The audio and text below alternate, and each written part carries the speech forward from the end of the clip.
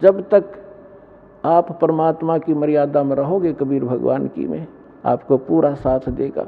यदि आपने मर्यादा भंग कर दी, आपने कोई परमात्मा का नियम तो भंग कर दिया, तो उस समय काल का दाव लग सकता आपके ऊपर। और अन्य भक्त ये सोच रहे होंगे कि ये दीक्षित था, इसके साथ ऐसी घटना क्यों घट गई।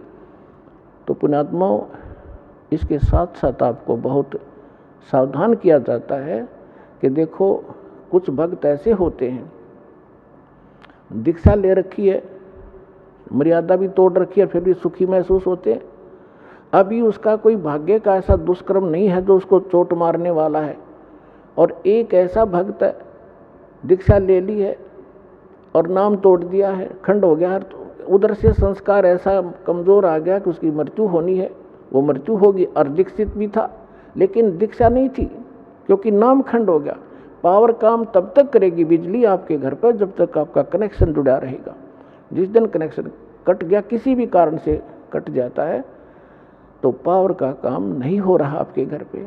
उसके लिए परमात्मा कहते हैं कबीर साहब, जब लग हंसा हमरी आना, काल लगे ना तेरा बाना।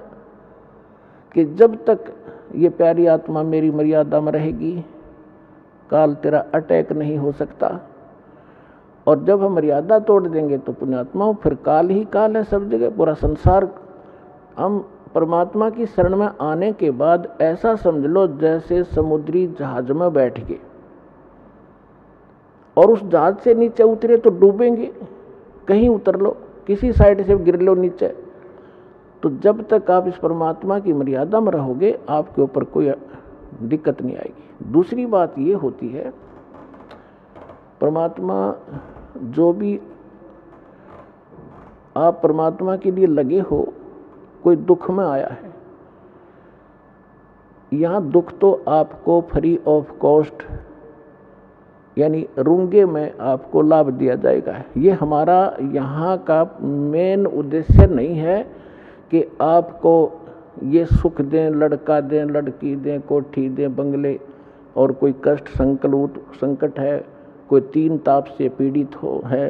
केवल इसी उद्देश्य को लेकर हमने ये यूनिवर्सिटी नहीं खोल रखी, ये हॉस्पिटल नहीं खोल रखा।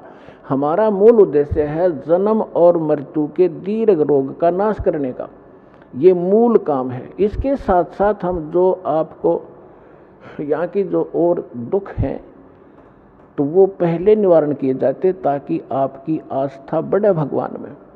और उसके बिना आप भगवान को पहचान नहीं सकते। अब जैसे कोई ऐसे जादू जंत्र करता था, सिद्धियां दिखाता था, तो धर्मदास जी कह रहे थे कि भगवान वो ऐसा संत है, ऐसे चमत्कार करता है। परमात्मा बोले वो संत नहीं जो चमत्कार करता है, वो महामूर्ख व्यक्ति है। और फिर उसी समय परमात्मा ने कहा कि वो संत नहीं जिसे चमत्कार भी ना हो। ये पुण्यात्मा, एक तो चमत्कार करना ये तो महामूर्ख व्यक्ति के काम है, क्योंकि उसने केवल सिद्धियां ही इकट्ठी कर रखी हैं जो उसके लिए भी घातक हैं और अन्य के लिए भी वो घातक है, क्योंकि उस पर आश्रित हो गया कि वो बड़ा महंत और संत होगा। और फिर कहा कि वो संत ने जिसे चमत्कार ना हो, संत चमत्कार नहीं करता, आप होया करे, उसके पास इतनी समर्थ शक्ति होती है। उसका उद्देश्य चमत्कार करने का नहीं होता, उद्धार करने का होता है। और वो सुख वैसे ही होते हैं जिनको लोग चमत्कार मानते हैं। या तो बिना गिनती के होंगे आपके घर पे, क्योंकि यह समर्थ शक्ति का साथ रहेगा आपके साथ। तो क्या बताते हैं, तो परमात्मा हमें याद दिलाते हैं कि जब तक आप हमारी मर्यादा में रहोगे, आपको यहाँ के सारे सुख भी देंगे जिनको आप सुख मानते हो। अब पुण्यात्माओं, जो 3 ताप के कष्ट भी आपके कहीं नहीं कटे।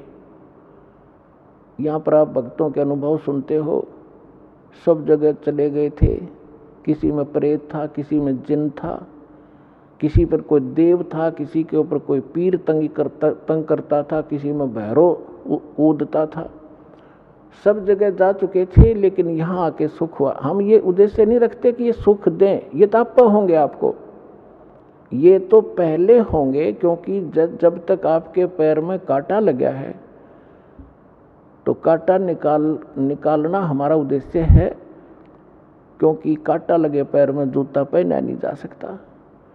अब जैसे आप पहले हम सुनते थे, किसी भी संत के पास दुखी जाता था तो पहले तो अपने जंतर मंत्र बताता, ये कर दो, वो बोल दो, 5 कपड़े रख दो, ऐसे श्राद्ध निकाल दो, ऐसा दान कर दो, मैं तुम्हारा मंत्र जाप करूंगा। जब कुछ नहीं होता था, लास्ट में ये कहते थे कि ये तो आपके भाग्य में लिखा हुआ है, आपके प्रारब्ध का कष्ट है, ये तो भोगना ही पड़ेगा। और फिर भी कहता था, ले राम नाम का जाप करते ही रहना। पुण्यात्माओं, जैसे किसी के पैर में कांटा लगा हो और वो किसी के पास जाता है, वो कहता है, कोशिश करता है, उसके पास औजार नहीं है, उस कांटे को निकाल दे, और वो कहे कि कांटा तो निकल नहीं रहा, ये तो लगा ही रहेगा क्योंकि गहरा चला गया है, अब ले जूता पहन ले, आगे कांटा नहीं लगेगा। तो कांटा लगे पैर में जूता नहीं टिक सकता। पहले कांटा निकले और फिर उसको सलाह दी जा कि फिर जूता मत निकाल देना, नहीं तो ये पीड़ा फिर आ जाएगी आपके ऊपर। तो फिर वो व्यक्ति उस पीड़ा से परिचित है और फिर वो कभी जूता उस मार्ग में निकाल नहीं गा।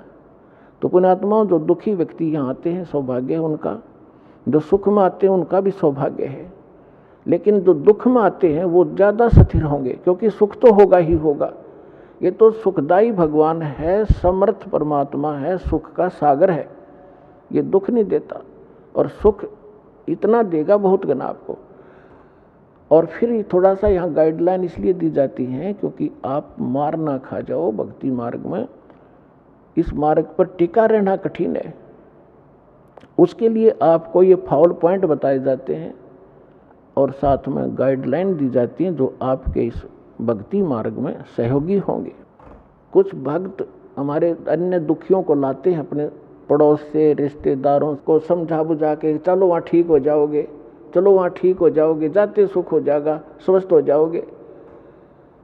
तो पुण्यात्माओं, क्योंकि आपको मालूम है कि यहाँ ऐसे होता है, लेकिन जो केवल यहाँ इसी उद्देश्य से आता है कि मैं ठीक हो जाऊं बस, तो उसका अगले उद्देश्य से भी परमात्मा परिचित है कि ये केवल झाड़ा लुहान आया है और ये ठीक होया फिर दोबारा नहीं आएगा।